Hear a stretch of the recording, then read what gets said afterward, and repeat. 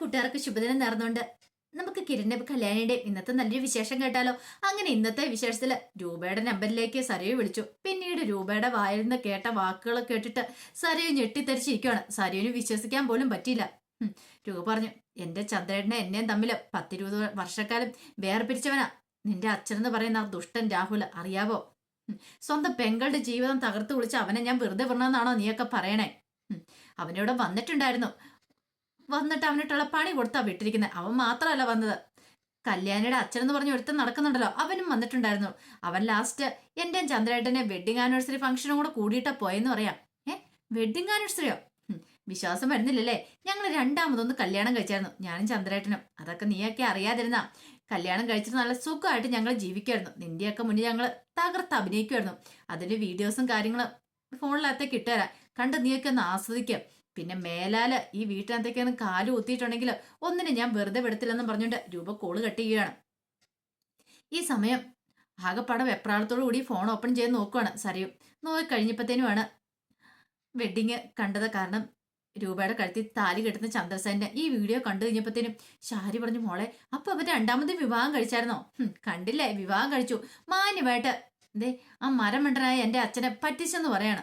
ഓഹോ, എനിക്ക് അപ്പോഴേ നേരത്തെ സംശയം ഉണ്ടായിരുന്നു, ഞാൻ ഇതോടെ പറയുകയും ചെയ്താന്ന് പറയാം. അല്ല, നമ്മൾ പറഞ്ഞിട്ടുണ്ടെങ്കിൽ അതിന് അയാൾ വിശ്വസിക്കോ? ഒരു കാരണവശാലും വിശ്വസിക്കാൻ പോകുന്നില്ലെന്ന് പറയണം. അപ്പോഴേക്കുമാണ് രാഹുലിന്റെ എൻട്രി. രാഹുൽ അങ്ങോട്ടേക്ക് ഇറങ്ങി വരുവാണ്. രാഹുലിനെ കണ്ടെന്ന് സരയു ചോദിച്ചു, നല്ല തേപ്പ് കിട്ടിയല്ലേന്ന് ചോദിക്കുവാണ്. അതേടി, തേപ്പ് കിട്ടി. അല്ല, നീയൊക്കെ എങ്ങനെ അറിഞ്ഞേ? ഞാനിപ്പം രൂപാന്റിനെ വിളിച്ചിട്ടുണ്ടായിരുന്നു, ആന്റിയാ പറഞ്ഞേന്ന് പറയാണ്. എടി, അങ്ങനെ തേപ്പ് കിട്ടിയാ പിന്മാറുന്നവനൊന്നും അല്ല ഈ രാഹുല്. രാഹുലിന്റെ ശരിക്കുള്ള മുഖം അവരൊക്കെ അറിയാൻ പോകുന്നുള്ളൂ. രൂപ ഇത് കേട്ടതും ശാരി പറഞ്ഞു, രൂപയുടെ കയ്യിൽ നിന്ന് കിട്ടിയത് പോരാ, ഇനിയിപ്പൊ ബാക്കിയും കൂടെ മേടിച്ചു കിട്ടാൻ പോവാണോന്ന് ചോദിക്കുകയാണ്. എടി, അങ്ങനെ എന്നെ അങ്ങ് ഒതുക്കി നിർത്താന്ന് വിചാരിക്കണ്ട. 10-20 വർഷക്കാലം അവരെ തമ്മിൽ അകറ്റി നിർത്താൻ അറിയാമെങ്കിൽ ഈ രാഹുലിന് ഇനിയും പ്രവർത്തിക്കാനായിട്ട് അറിയാം. രാഹുൽ എന്ത് ചെയ്യുമെന്ന് കണ്ടോ? രാഹുലിന്റെ മുന്നിൽ അവന്റെയൊക്കെ ഒരടവും അഭ്യാസം നടക്കാനായിട്ട് പോകുന്നില്ല.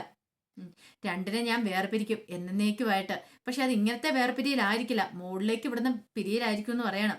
കാണിച്ചു കൊടുക്കുന്നുണ്ട് എന്നും പറഞ്ഞ് ദേഷ്യപ്പെട്ട് പുറത്തേക്ക് പോവാണ്.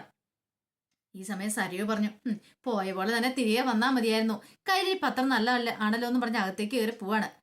ആ സമയം പ്രകാശനെ വിക്രത്തിനെ കാണാനായിട്ട് രാഹുലിയെ നിൽക്കുകയാണ്. പിന്നീട് അവരെ കണ്ടു കഴിഞ്ഞപ്പോഴത്തേനും പ്രകാശൻ പറഞ്ഞു, എടാ രാഹുലെ, നീ എന്ത് പരിപാടിയെ കാണിച്ചായി? എന്നെ എന്തിനാ അങ്ങോട്ടേക്ക് തള്ളി വിട്ടേന്ന് ചോദിക്കുക ചന്ദ്രസേന്റെ അടുത്തേക്ക്. എടാ, നീയും കൂടെ ഒന്ന് പോയി കാണട്ടേന്ന് വിചാരിച്ചു. കാണുക മാത്രമല്ല കിട്ടുകയും ചെയ്യുമെന്ന് പറയണ. കിട്ടിയെന്നോ? അതെ, ഈ കവളത്തൊരെണ്ണം കിട്ടിയെന്ന് പറയാണ്. ആഹാ, കൊള്ളാലോ. അപ്പനാണോ മോനാണോ സമ്മാനം തന്നേന്ന് ചോദിക്കാം. ഇത് കേട്ടപ്പോ വിക്രം പറഞ്ഞു, അത് അപ്പന തന്നെ, മോൻ തന്നില്ല. അത്രയെങ്കിലും ഒരു ഇത് കാണിച്ചവര്. ഞാൻ ഒന്നിനെയും വെറുതെ വിടാൻ പോകുന്നില്ലെന്ന് പ്രകാശം പറയാ. ഇത് കേട്ടതും രാഹുൽ പറഞ്ഞു, അവനെ വെറുതെ വിടല്, അവന് വല്ലാത്തവനാ.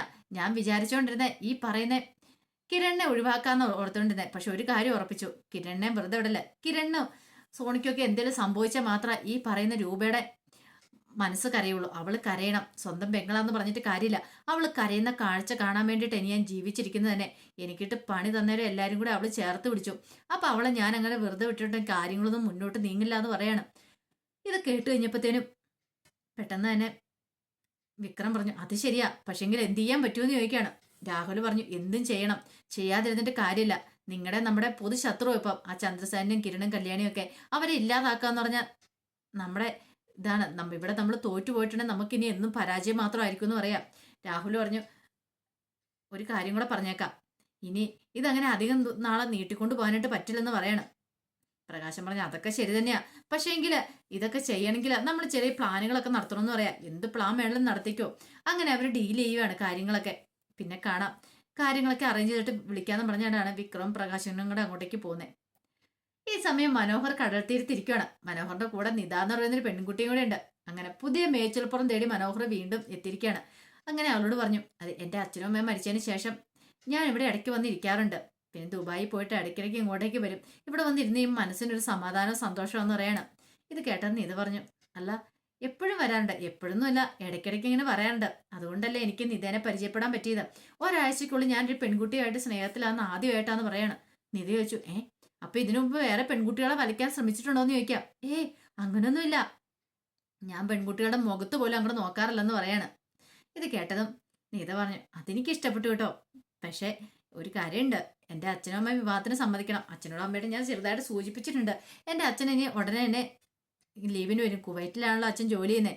ലീവിന് വരും. വരുന്ന സമയത്ത് എല്ലാ തവണ വരുമ്പോൾ 10-20 പവനോ കൊണ്ടുവരുന്ന അങ്ങനെ ഒരു 100-150 പവൻ ഇപ്പോൾ ഉണ്ടാക്കി വെച്ചിട്ടുണ്ട്. സ്വർണ്ണം ഉള്ളതുകൊണ്ട് പറയുമല്ലോ കേട്ടോ. എൻ്റെ കല്യാണത്തിന് വേണ്ടി സ്വരുക്കൂട്ടി വെച്ചിരിക്കുന്ന. അതുകൊണ്ട് ആ കാര്യത്തിലൊന്നും പേടിയുണ്ട്. എപ്പോൾ വെള്ളം കല്യാണം നടത്താം. ഞാൻ വിശാഖേട്ടനെ കുറിച്ച് പറഞ്ഞിട്ടുണ്ടെന്ന് പറയാണ്. അപ്പൊ അവൻ പേര് പോലും മാറ്റി വിശാഖം എന്നുള്ള പേര് വരെ ആക്കിയിട്ടുണ്ട്. ഹിന്ദു പേര് തന്നെ വേണമല്ലോ. അപ്പൊ അതിനു വേണ്ടിയിട്ട് അങ്ങനെ സംസാരിച്ചുകൊണ്ടിരിക്കുന്ന സമയത്താണ് അങ്ങോട്ടേക്ക് ജുബാനെ ഫ്രണ്ട്സും കൂടെ വരുന്നത്. ജുബാനെ ഫ്രണ്ട്സും കൂടെ അവിടെ ഒന്ന് നോക്കി കഴിയുമ്പത്തേനും മനോഹർ അവിടെ ഇരിക്കുന്നുണ്ട്. കൂടെ ഒരു പെണ്ണുമുണ്ട്. പെട്ടെന്ന് ജുബാനെ മുഖം തിരിക്കുകയാണ്. കൂട്ടുകാരി ചെന്താടി, ഞാൻ പറഞ്ഞിട്ടില്ലേ ഒരുത്തനെ കുറിച്ച്, അതാ അവനാ ദേ ഇരിക്കുന്നവനാന്ന് പറയണം. എങ്കിൽ ചെന്ന് 2 കൊടുക്കടി അവന്റെ കവളത്തുനിന്ന് കൂട്ടുകാർ പറയണം. അത് ശരിയാകത്തില്ല. ഇനി അവൻ ഒരു പെൺകുട്ടിയെ വഞ്ചിക്കുമെന്ന് എനിക്ക് വാക്ക് തന്നാ ഇനി അവൻ വേറൊരു പെണ്ണിന്റെ പുറകെ പോയിട്ടുണ്ടെങ്കിൽ അവനിട്ടുള്ള ശിക്ഷ കിട്ടണം. അത് പറയേണ്ട സ്ഥലത്ത് പറയണം. നിങ്ങൾ വരാൻ പറയണം. അങ്ങനെ അവരെയും കൂട്ടിക്കൊണ്ടങ്ങോട്ട് പോവാണ്. ഈ സമയത്ത് മനോഹർ ഭയങ്കര സംസാരമാണ് നിധിയോട്. അതെ, ഇനി അധികം വൈകാതെ തന്നെ കാര്യങ്ങളൊക്കെ നടത്തണമെന്ന് പറയണേ. നിധ പറഞ്ഞു, ഓ അതിനിപ്പോ എന്താ, എനിക്ക് കുഴപ്പമൊന്നുമില്ല. എന്റെ വീട്ടുകാരും കൂടെ സമ്മതിച്ചാൽ മതി. പിന്നെ വിശാഖേട്ടന്റെ ആ ബന്ധുക്കാരൊക്കെ കാണുമല്ലോ അല്ലേ. എനിക്ക് അങ്ങനെ പറയത്തക്ക ബന്ധുക്കളൊന്നും ഇവിടെ ഇല്ല. അച്ഛനും അമ്മ മരിച്ചു പോയെന്ന് പറഞ്ഞല്ലോ. അതുകൊണ്ട് പിന്നെ കുറച്ച് ഫ്രണ്ട്സൊക്കെ ഉണ്ട്, ബന്ധുക്കാരും ഉണ്ടെന്ന് പറയണേ. എന്നാ അത് മതി. അല്ല എന്നെ ഇഷ്ടപ്പെട്ടല്ലോ അല്ലേന്ന് ചോദിക്കണേ. ഇഷ്ടപ്പെട്ടു, എനിക്ക് കുഴപ്പമൊന്നും ഇല്ലാന്ന് പറയണേ. ഇത് കേട്ടത് മനോഹറിന് സന്തോഷമായി. അങ്ങനെയാണെങ്കിൽ തൻ്റെ അടുത്തേറെ റെഡിയായി കഴിഞ്ഞു. കല്യാണം കഴിഞ്ഞ കൂടിപ്പോയി 1 വർഷം. അതിനുള്ളിൽ ഇവളെയും തേച്ചിട്ട് താൻ പോവും. അങ്ങനെ സന്തോഷത്തോടെ മനോഹർ ഇരിക്കുകയാണ്. ഈ സമയം കിരണും കല്യാണിയും കാണാണ്ട് ജുബാനെ എന്നിട്ട് മനോഹറിനെ കുറിച്ചുള്ള കാര്യങ്ങളൊക്കെ പറയാണ്. ഇത് കേട്ടതും കിരൺ പറഞ്ഞു, ആ നിഷയുടെ കാര്യം വന്നു കഴിഞ്ഞപ്പോൾ അവൻ പറഞ്ഞ് ഇനി ഒരു പെൺകുട്ടിനെ പോലും ശല്യം ചെയ്യത്തില്ലെന്നല്ലേ പറഞ്ഞെന്ന് ചോദിക്കാം. അതൊക്കെ പറയും, പക്ഷേ എങ്കിൽ അവൻ അങ്ങനെ പ്രവർത്തിക്കുന്ന കിരണേട്ടന് തോന്നുന്നുണ്ടോ? ഒരിക്കലും ഇല്ല. അങ്ങനെ എന്തെങ്കിലും അവന് പേടി എന്തെങ്കിലും കാര്യങ്ങളുണ്ടായിരുന്നെങ്കിൽ ഇപ്പൊ അടുത്ത പെൺകുട്ടിയുടെ ജീവിതം കൂടെ നശിപ്പിക്കാൻ അവൻ പോവില്ലായിരുന്നു പറയണ. ജുബാനോട് ശരിക്കും പറഞ്ഞ് ഇങ്ങനെയുള്ളവന്മാരെയൊക്കെ കേസ് കൊടുത്ത് പോലീസ് സ്റ്റേഷനിലാക്കുകയോ ചെയ്യേണ്ടതെന്ന് പറയണം. കല്യാണി പറഞ്ഞു വരട്ടെ, അവനോട്ടുള്ള പണി നമുക്ക് തന്നെ കൊടുക്കാന്ന് പറയണം. ആ പെൺകുട്ടി ഏതെന്നറിയാവോ? ഇല്ല. അങ്ങനെയാണെങ്കിൽ ആ പെൺകുട്ടി ഏതെന്ന് അന്വേഷിച്ച് കണ്ടുപിടിക്കണം. കാരണം അവള് ജീവിതം നശിപ്പിക്കരുത്. അതിനു മുമ്പ് തന്നെ കാര്യങ്ങളൊക്കെ അവളെ പറഞ്ഞ് ബോധ്യപ്പെടുത്തണമെന്ന് പറയാണ്. കിരൺ പറഞ്ഞു, അതൊക്കെ നടക്കുന്ന കാര്യമാണോ? നടക്കും കിരണേട്ടാന്ന് പറയാണ്. നമുക്ക് നിഷേനയും കൂടി ഇന്ന് പോയി കാണാന്ന് പറയാണ്. പിന്നീട് കാണിക്കുന്ന ജുബാനെയും കല്യാണിയും ഒക്കെ നിഷേനെ കാണാനായിട്ട് വരുവാണ്. കല്യാണിയൊക്കെ കണ്ടിഞ്ഞ് ഭയങ്കര സന്തോഷമായി. അപ്പോഴേക്കും കല്യാണി പറഞ്ഞു, അതെ നമ്മുടെ ഇതിലേക്ക് ഒരാളും കൂടെ മെമ്പർഷിപ്പ് എടുത്ത് വന്നിട്ടുണ്ടെന്ന് പറയണം. പുതിയൊരാളോ? അതാരാ? അപ്പോഴേക്കും അവിടെ വന്നിട്ട് അവളെ വിളിക്കണം, നിധേനെ വിളിക്കണം. നിധ ഇങ്ങോട്ട് കയറി വരാൻ പറയണം. അങ്ങനെ നിധ അങ്ങോട്ടേക്ക് വന്നു. ഇതാരാന്ന് മനസ്സിലായോ? മനോഹർ ഇപ്പൊ തേടി നടക്കുന്ന പെൺകുട്ടിയാന്ന് പറയണേ. വീണ്ടും അവൻ ഇവിടുന്ന് ചാടി വേറൊരിടത്തേക്ക് ചെന്നോന്ന് ചോദിക്കും. അതെ ചെന്നോന്നോ? ഈ പെൺകുട്ടിക്ക് നമ്മൾ പറഞ്ഞത് കാര്യമൊന്നും വിശ്വാസമായില്ല. പക്ഷെ കുറച്ച് ശതമാനമൊക്കെ വിശ്വാസമായിട്ടുണ്ട്. ബാക്കി ആ തെളിവുകളും കൂടെ അങ്ങോട്ട് കാണിച്ചാൽ മതി. നിഷയോട് പറഞ്ഞു, നിങ്ങളുടെ കല്യാണ ഫോട്ടോയും കാര്യങ്ങളൊക്കെ ഫോണിനകത്തുണ്ടല്ലോ, അത് കൂടെ 1-2 തെളിവുകൾ അങ്ങോട്ട് കാണിക്കുക, അവള് വിശ്വസിക്കട്ടെ എന്ന് പറയണം. അങ്ങനെ നിധേനെ അത് കാണിച്ചു. നിധി ഒരു നിമിഷം ഞെട്ടിപ്പോവാണ്. അപ്പൊ തന്നെ സ്നേഹിച്ച് വഞ്ചിക്കാനാണ് പുറപ്പെട്ടെന്നുള്ള കാര്യം ദുഷ്ടനായ മനോഹർ പെട്ടെന്ന് തന്നെ കല്യാണി പറഞ്ഞു, പേടിക്കൊന്നും വേണ്ട, തൽക്കാലത്തേക്ക് കുട്ടി രക്ഷപ്പെട്ടെന്ന് മാത്രം വിചാരിച്ചാൽ മതി. അവന്റെ പിടിയിലെങ്ങാനും അകപ്പെട്ട് പോയായിരുന്നെങ്കിൽ പിന്നെ ഒരിക്കലും രക്ഷപ്പെടാൻ പറ്റില്ലായിരുന്നു പറയണം. തേടപ്പം നിധ പറഞ്ഞു, ഒത്തിരി നന്ദിയുണ്ട് ചേച്ചി. ഈ നന്ദിയും കടപ്പാടും എങ്ങനെ മറക്കുന്ന ഒരിക്കലും ഞാൻ മറക്കില്ല. എന്ത് സഹായം വേണമല്ലോ എൻ്റെ ഭാഗത്തുനിന്ന് ഉണ്ടായിരിക്കും എന്ന് പറയണം. പിന്നീട് കല്യാണം പറഞ്ഞ് കാര്യം ചെയ്യാം, അവനെ അങ്ങനെ വെറുതെ വിട്ടിട്ട് കാര്യമില്ല, നമുക്ക് അവനോടൊരു തിരിച്ചടി കൊടുക്കണ്ടേന്ന് ചോദിക്കണം. ഉറപ്പായിട്ടും കൊടുക്കണമെന്ന് ജുബാന് പറയണേ. ഇത്രയും നാളും എത്ര പെൺകുട്ടികളെ അവൻ വഞ്ചിച്ചിട്ടുണ്ടെന്ന് അവന് പോലും അറിയത്തില്ല. കല്യാണം കഴിഞ്ഞ് 1 വർഷം കഴിയുമ്പോൾ അവൻ ഉപേക്ഷിച്ചിട്ട് പോവുക പതിവ്. ഇവിടെ അത് തന്നെ സംഭവിക്കും. ഒരുപക്ഷെ കൃത്യസമയത്ത് തന്നെ രക്ഷപ്പെട്ടല്ലോ. നിധ രക്ഷപ്പെട്ടല്ലോ, അത് തന്നെ ഭാഗ്യം എന്ന് കല്യാണി പറയണം. ഒരു കാര്യം ചെയ്യാം, അവനെ നമുക്ക് വിളിച്ചു വരുത്താന്ന് പറയണം. വിളിച്ചു വരുത്തി അവനിട്ട് പണി കൊടുക്കാന്ന് പറയണം. അപ്പം അതിന്റെ വിശേഷങ്ങളൊക്കെയാണ് നമ്മൾ കാണുന്നത്. ഇതിന്റെ ബാക്കി വിശേഷങ്ങളുമായിട്ട് വൈകുന്നേരത്തെ പ്രമോയി വരാട്ടോ. ഒരിക്കൽ കൂടി എല്ലാവർക്കും നല്ലൊരു ദിവസം ആശംസിച്ചു നിർത്തുന്നത്.